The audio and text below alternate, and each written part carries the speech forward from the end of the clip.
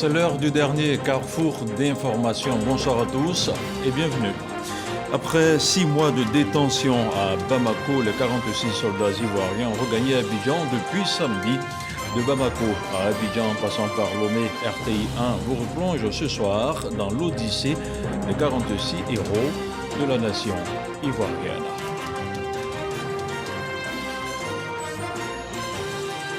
Trois semaines après l'ouverture du tronçon Yamoussoukro-Thiébissou, le poste à péage de la section de l'autoroute a été inauguré ce lundi.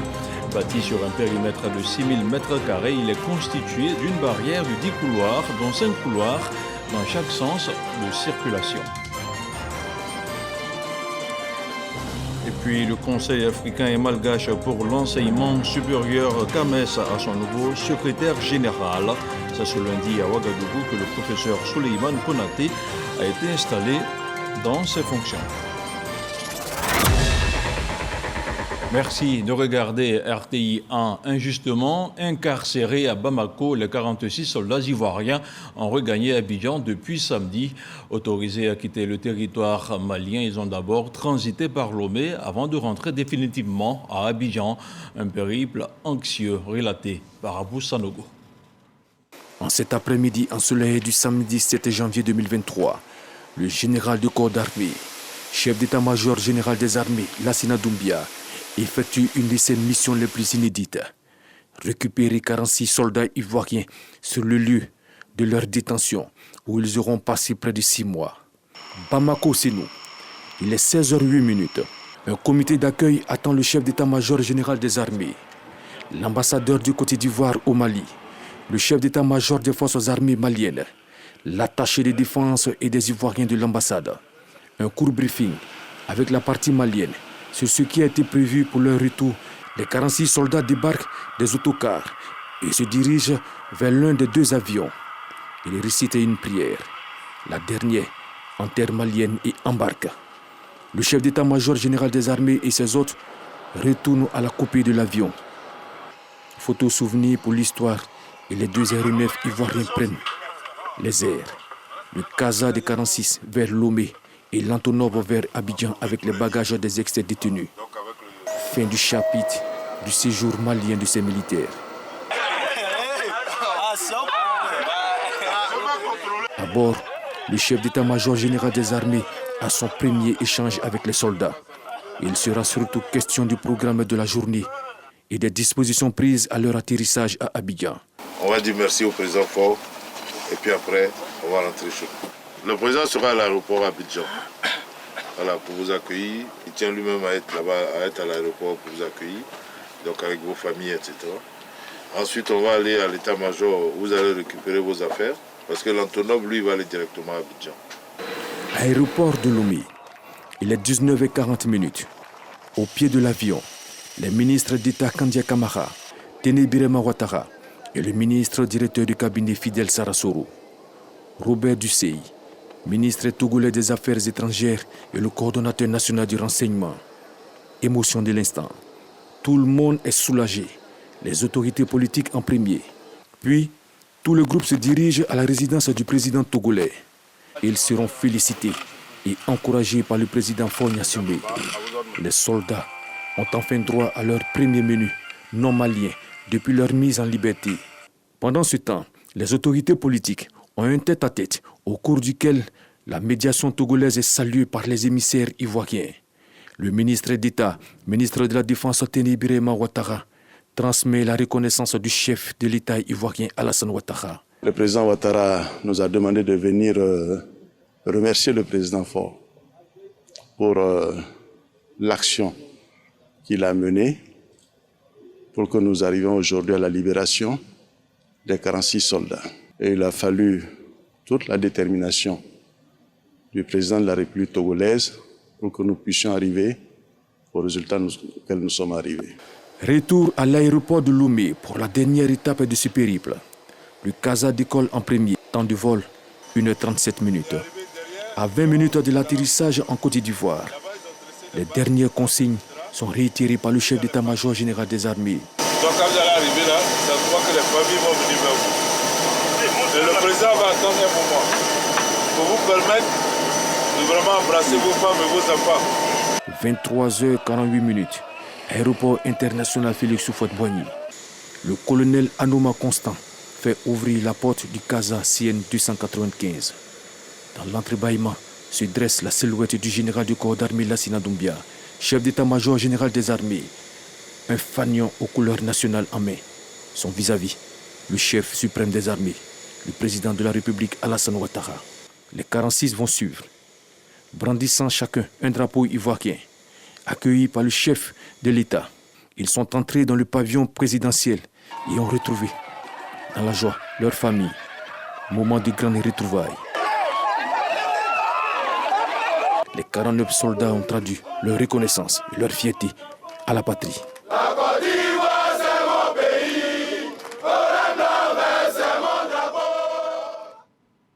Un retour au Bercail célébré à Korogo, à plus de 500 km d'Abidjan. Plusieurs militants et sympathisants du RHDP n'ont pas boudé leur plaisir. C'est avec faste qu'ils ont manifesté leur joie. Le récit de Didier Nguesson. À peine la libération des 46 soldats ivoiriens détenus au Mali annoncée, les militants et sympathisants du RHDP de Korogo se sont réunis pour célébrer l'événement. Et c'est le domicile du ministre Amadou Koulibaly, secrétaire départemental de Korogo 2, qui abrite la rencontre. Diplomatie, patience et leadership, le triptyque qui aura permis au président Alassane Ouattara de parvenir à un dénouement heureux de la crise ivoiro-malienne. Je pense que c'est cette passage qui nous a amené à la libération de ces soldats. Félicitations au président de la République, son Excellence Alassane Ouattara.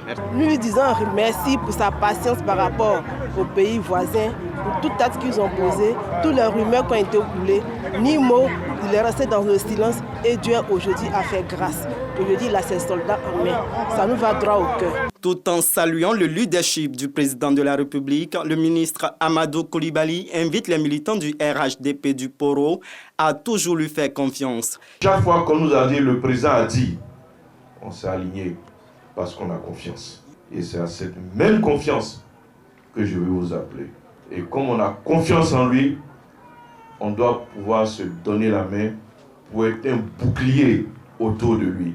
Nous avons toujours été son bouclier, continuons d'être son bouclier pour lui permettre de continuer à faire ce qu'il fait si bien, développer notre pays.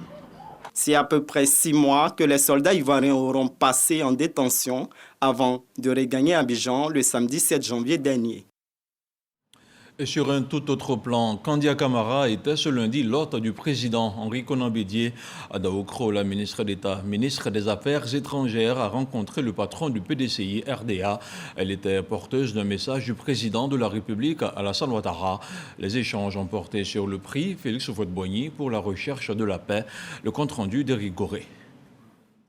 La cérémonie de remise du prix Félix Houphouët-Boigny UNESCO pour la recherche de la paix aura lieu en Côte d'Ivoire cette année, précisément à Yamoussoukro. Sur instruction du président de la République, Kandia Camara Kamisoko est allé porter l'information à Henri Konan Bédié, président du PDCI RDA et par ailleurs protecteur du prix Félix Houphouët-Boigny UNESCO pour la recherche de la paix. L'occasion a été opportune pour évoquer l'ancienne chancelière allemande Angela Merkel. Choix du jury. L'accueil des réfugiés de divers horizons dans son pays a été fortement apprécié et salué. La Côte d'Ivoire s'apprête donc à accueillir ce grand rendez-vous sous le leadership du président Alassane Ouattara. Envoyé par son Excellence M. Alassane Ouattara, président de la République, porteur de plusieurs messages. Le premier message a trait à des vœux que nous a demandé d'adresser à son aîné, Monsieur le Président Henri Konan Bédié. Il nous a chargé de lui porter la nouvelle concernant l'organisation le 8 février prochain de la cérémonie de remise du prix Félix Houphouët-Boigny pour la recherche de la paix. Il faut savoir que de coutume, la cérémonie se déroule à Paris, mais l'UNESCO a bien voulu que pour cette édition, que cela se fasse dans la ville natale du président Félix Houphouët-Boigny. Donc ce serait à la Fondation Félix Houphouët-Boigny à Yamoussoukro. Cette rencontre de la ministre d'État, Kandia Kamisoko Kamara, et du président Bédié contribue à l'apaisement et à la promotion de la paix en Côte d'Ivoire. En vue de les rendre beaucoup plus performants, des équipements ont été offerts au Centre multiethnique de médiation et d'arbitrage ainsi qu'aux coopératives. C'est un don du ministère de la Réconciliation et de la Cohésion nationale. Il s'agit à terme pour le ministre Kwadio Konan Bertin de contribuer à la réduction des conflits, des tensions et des violences sur l'ensemble du territoire national. Le commentaire de Jean-Marc Yagi. Des ordinateurs, des chaises, des broyeuses, des tricycles, du matériel de bureautique, des cuisinières et des machines à coudre sont entre autres les dons offerts aux communautés et administrations des villes sélectionnées par le ministère de la Réconciliation et de la Cohésion nationale à travers sa structure, le PNCS. Objectif, mener à bien les différentes missions de réconciliation. Ce sont les villes d'Adzopé, Boguédia, Biankouma, Tengrela et Agou qui reçoivent ces dons. Pour le ministre Kwadio Konan Bertin, ces équipements serviront à enclencher les différentes campagnes de réconciliation terrain. Faire en sorte que chaque Ivoirien, du plus profond, n'est-ce pas, de la Côte d'Ivoire, puisse bénéficier des fruits de la croissance. Les chefs, s'ils se sont mis dans des conditions, comment peuvent-ils nous aider à anticiper sur les conflits et même à trouver des solutions à ces conflits? Si chacun sait entreprendre, chacun trouvera l'État auprès de lui, son gouvernement à ses côtés, pour l'aider à aller de l'avant et à être plus performant. Les bénéficiaires, quant à eux, approuvent ce geste. Le message, c'est de faire bon usage des instruments, des dons qu'elles ont reçus, et puis également que ces dons-là soient l'occasion de rassembler toutes les femmes au sein de la commune. Nous sommes d'une ville frontalière et nous sommes fiers du président de la République, nous sommes fiers de son gouvernement. Et tous ces dons, je fais confiance à nos chefs et les femmes sont au travail. Le ministre de la Réconciliation et de la Cohésion nationale promet effectuer une tournée dans ces villes afin d'installer les différents points focaux et impliquer les différents chefs de communauté. On se rend maintenant dans l'est de la Côte d'Ivoire avec le ministre d'État, ministre de l'Agriculture et du Développement rural qui veut impliquer l'ensemble des populations du Gontougo dans le développement de la région. Pour jeter les bases de cette volonté affichée, Kobena Kwasi Adjoumani a rencontré le roi des Brons ainsi que les chefs de province et les chefs des différents villages. Un projet auquel adhère l'ensemble des populations, nous rapporte Herman Niamia. Une année vient de s'achever et une nouvelle commence. Que faut-il faire pour renforcer la cohésion entre les différentes communautés vivant dans le Gontougo afin de favoriser le développement de la région? C'est pour trouver des pistes de solutions à cette problématique que le ministre d'État, ministre de l'Agriculture et du Développement rural, a rencontré le roi des Brons, Nana Dengra Kwasi Aguimane, et ses 5 chefs de province, les élus et cadres, ainsi que l'ensemble des chefs des 166 villages de la région du Gontougo. Heureux de cette démarche du ministre d'État Kobena Kwasi Adjoumani, les têtes couronnées n'ont pas manqué de lui exprimer leur reconnaissance pour les avoir associés à ces échanges. Il fallait qu'ensemble, on vienne voir notre fils ministre, échanger avec lui et pouvoir ensemble comment aborder cette nouvelle année avec beaucoup de confiance. C'est un éléphant vraiment. Il est là dans les enfants pour aider tout le monde. Ce n'est pas pour dire qu'il connaît monsieur ou il ne le connaît pas. Jamais. Le ministre d'État Kobena Kwasi Adjoumani s'est réjoui de cette forte mobilisation des populations pour qui le développement du Gontougo est aussi une priorité, avant d'indiquer que c'est toujours un plaisir pour lui d'être au milieu des siens à chaque nouvelle année. Je sors édifié parce que moi, chaque année, je viens me ressourcer auprès de mes chefs. Et je peux dire qu'en matière de formation, j'en ai eu. Et je leur dis merci pour les conseils d'usage qu'ils me donnent chaque jour que Dieu fait. Au cours de ces rencontres, les populations et chefs traditionnels ont prié pour le président de la République Alassane Ouattara, le Premier ministre Patrick Achi et son gouvernement, afin qu'ils soient éclairés dans la prise des décisions engageant la vie de la nation. Et c'est officiel, depuis ce lundi, le péage de l'autoroute Yamoussoukro-Tiébissou a été mis en service ce 9 janvier par le ministre de l'Équipement et de l'Entretien routier. Pour le docteur Amédée Kofi Kwaku, ces infrastructures visent à garantir la sécurité des usagers et à booster l'économie nationale. Léon Brou. Sur l'autoroute Yamoussoukro-Tiébissou, le ministre de l'Équipement et de l'Entretien routier est stoppé par un poste à péage. Amédée Kofi Kwaku paie son ticket avant de poursuivre son trajet, marquant ainsi la mise en service officielle du péage de Tiébissou. À débourser pour compter de ce lundi 9 janvier 2023, 1000 francs, 1500 francs ou 2000 francs CFA, respectivement pour les véhicules légers et intermédiaires, les autocars et véhicules à 2 essieux, les autocars et véhicules à 3 essieux et plus, les transporteurs favorables à ces tarifs. Si vous voyez aujourd'hui l'argent qui est investi pour l'entretien d'une flotte sur une mauvaise route, et si vous voyez le même transporteur avec la même flotte sur une route comme celle-ci, vous allez voir que l'argent qui est investi pour l'entretien de la flotte baisse considérablement. Et c'est pour cela que nous nous approprions la politique de construction des routes. Soulignant la baisse des tarifs du péage de Tiébissou par rapport à ceux des précédentes installations, le ministre de l'Équipement explique que le gouvernement les a fixés dans le prolongement de sa lutte contre la vie chère. Amédée Kwaku assure de l'ouverture continue de l'ancienne route et exhorte tout de même à emprunter l'autoroute Yamoussoukro-Tiébissou. Le but, booster l'économie, garantir la sécurité des biens et des personnes. Si vous prenez un petit véhicule qui passe sur l'ancienne voie, avec le carburant, avec l'état de la route, donc les risques d'accident, la gestion des pneumatiques, tout ça c'est un minimum 5 000. Mais ici, le gouvernement a souhaité que les petits véhicules ne payent que 1000 francs CFA. Donc vous voyez qu'avec cette autoroute, c'est une réduction donc, du coût d'exploitation des véhicules.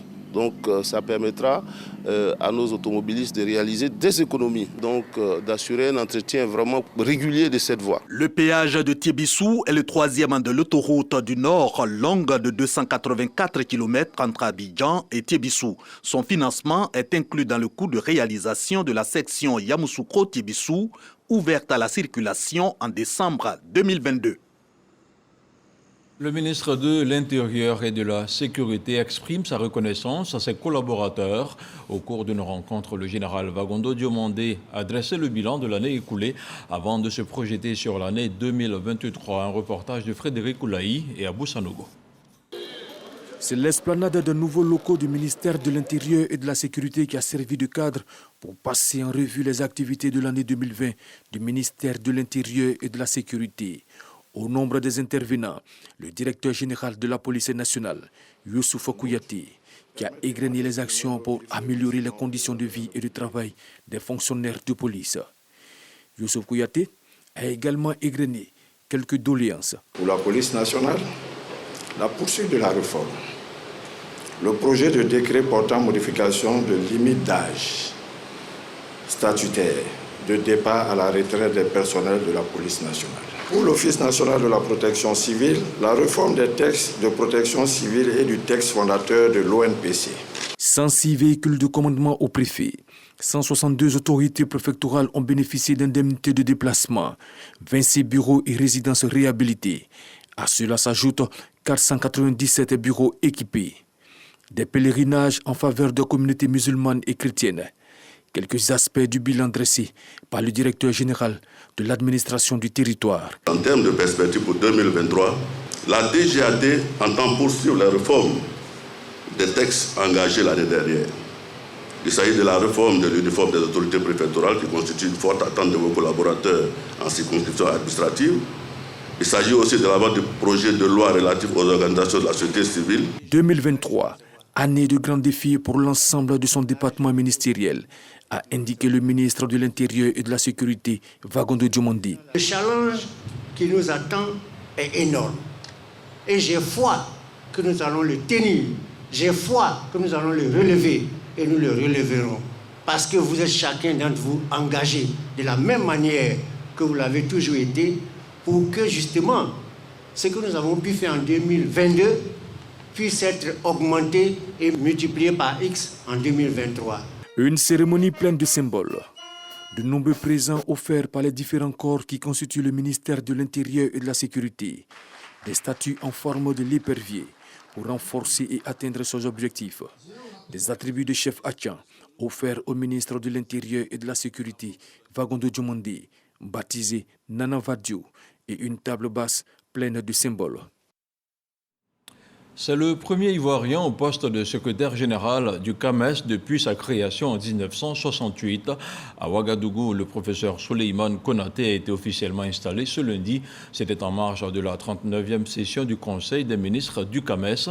On en parle avec nos envoyés spéciaux dans la capitale burkinabé, Sephora Zegui et Adama Kéré.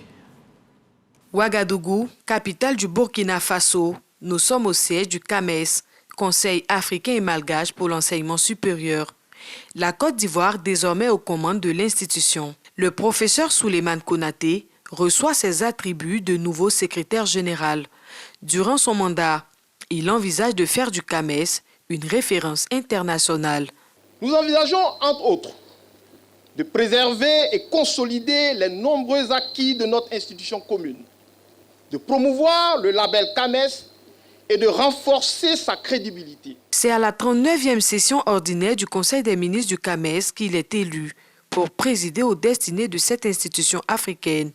Il est installé ce jour par le vice-président du Conseil des ministres du CAMES, le professeur Adjima Tiombiano.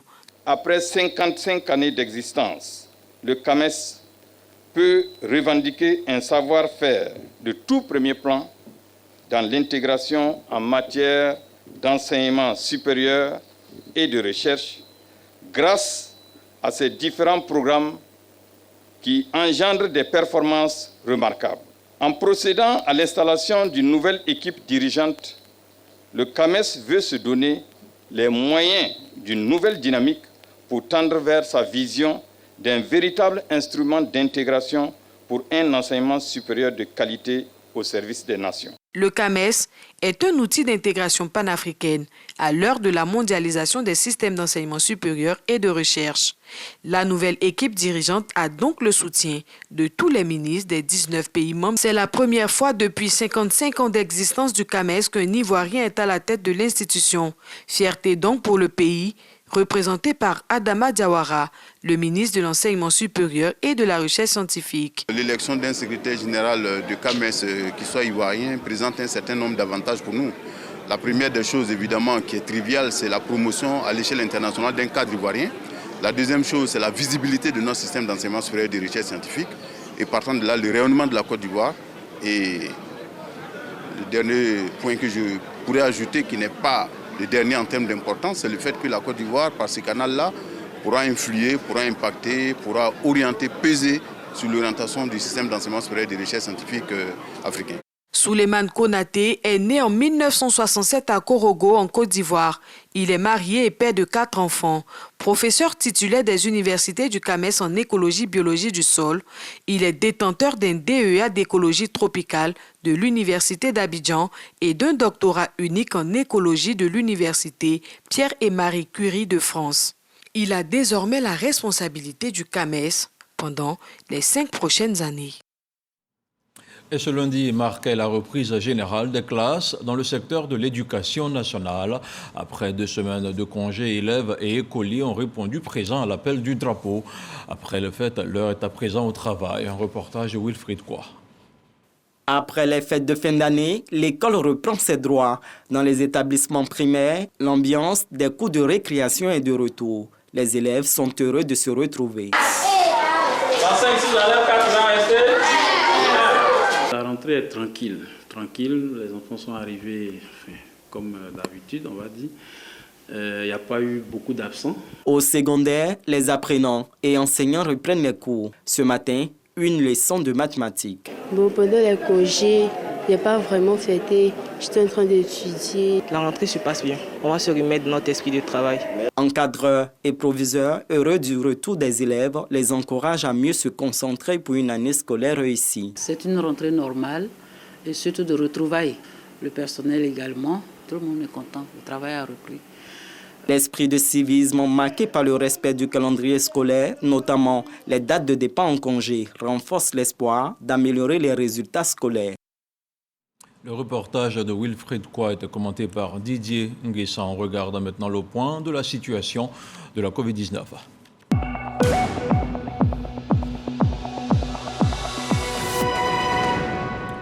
Le ministère de la Santé, de l'Hygiène publique et de la couverture maladie universelle a enregistré ce lundi 9 janvier 2 nouveaux cas de Covid-19 sur 174 échantillons prélevés, soit 1,1% de cas positifs, 1 guéri et 0 décès. À la date du 9 janvier, la Côte d'Ivoire compte donc 87 960 cas confirmés, dont 87 116 personnes guéries, 833 décès et 13 cas actifs. Le nombre total d'échantillons est d'1 666 268. Le 8 janvier, 5 345 doses de vaccins ont été administrées, soit un total de 24 288 490 doses du 1er mars 2021, 8 janvier 2023.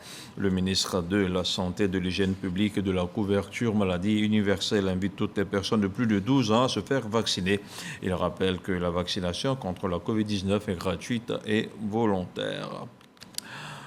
Politique à présent, le RHDP s'organise pour les prochaines élections locales. À Marcory, le parti vient de désigner son candidat. Il s'agit du ministre des Eaux et Forêts, Laurent Tchagba. Le commentaire d'Issa Chonayo.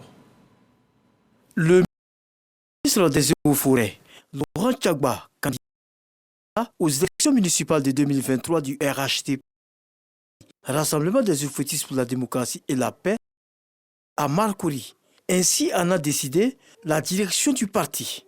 Le président du directoire du RHDP, Gilbert Kafana Kone, compte sur lui pour remporter la victoire finale dans cette commune, aux mains de l'opposition. Je voudrais vous demander de vous unir autour du ministre Tchagba, un homme que vous allez découvrir, un homme humble. Et je vous demande de taire vos querelles pour l'entourer et pour faire en sorte à ce que le président Alassane Ouattara veut vous parcourir cette année la victoire du RHDP. Le président du directoire, président de séance, c'est de lui prier de transmettre au président de la République toute ma gratitude et toute ma reconnaissance pour m'avoir fait confiance et choisi pour venir rejoindre mes frères et sœurs de Marcory pour que ensemble nous puissions construire la cohésion. Pour sa part, Laurent Tchagba, ayant pris conscience de la tâche, se dit déterminé à mettre tout en œuvre pour le triomphe du RHDP à Marcory. Culture à présent, l'édition 2022 du Festica s'est tenue cette année au complexe sportif d'Abobo. Non à l'immigration clandestine, c'était le thème de la 12e édition qui a duré 72 heures. On en parle avec William Skakou et Didier Nguessan. Magnifier l'art sous tous ses angles et faire de la culture un moyen de cohésion sociale dans la commune d'Abobo. Tel est l'objectif de la 12e édition du Festival culturel et des arts d'Abobo, Festica. Cette année, le couvert est remis du 29 au 31 décembre 2022 et est placé sous le thème « Non à l'immigration clandestine ». Comme innovation, la mise en place d'une caravane et la valorisation de la culture acquiée. La culture, c'est l'héritage, c'est la noblesse. Moi, je veux qu'on parle d'Abobo en bien, pas en mal. Parce que vous savez qu'au sortir de la crise, il suffisait de taper sur le moteur de recherche, parler d'Abobo, c'était la guerre. Aujourd'hui, quand on tape sur le moteur de recherche, on parle d'Abobo, mais en termes de culture. Il y avait un vide culturel. Je vous dis, tout part d'Abobo. Mais il n'y avait pas un événement qui rassemblait tout le monde. Je me suis dit aussi qu'il y avait un vide à combler. Et la crise, on ne dira pas c'était mal nécessaire, mais quand la crise est arrivée, il dit bon, voilà. Faire du Festica une vitrine culturelle pour la commune est une priorité pour les autorités municipales. Le Festica fait partie de l'identité de la commune d'Abobo. C'est une activité aujourd'hui qui se confond avec l'histoire moderne de la commune. Le Festica a permis à la population d'Abobo de passer à autre chose. Nous invitons tous les jeunes à éviter l'immigration clandestine, irrégulière, qui tue.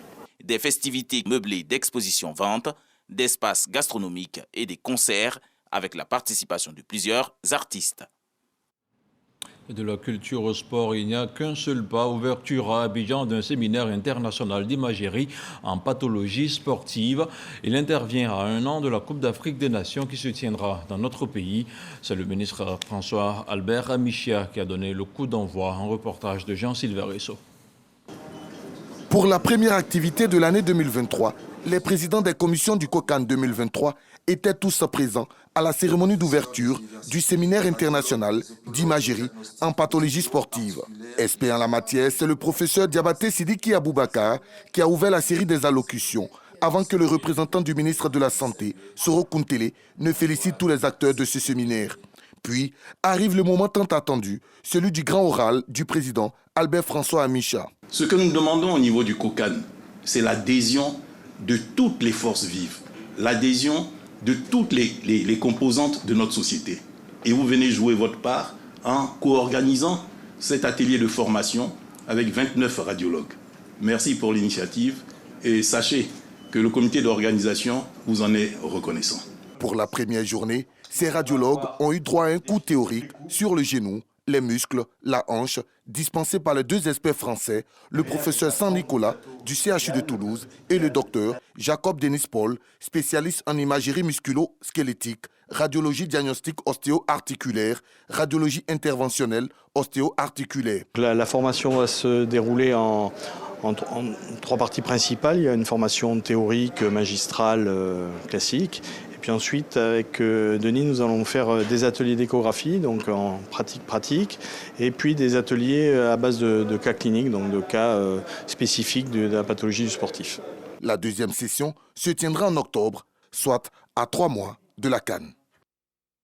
Et c'est la fin de ce journal. Merci de nous avoir suivis. On se retrouve bientôt pour de nouvelles éditions d'informations, toujours sur RTI 1. Bonsoir.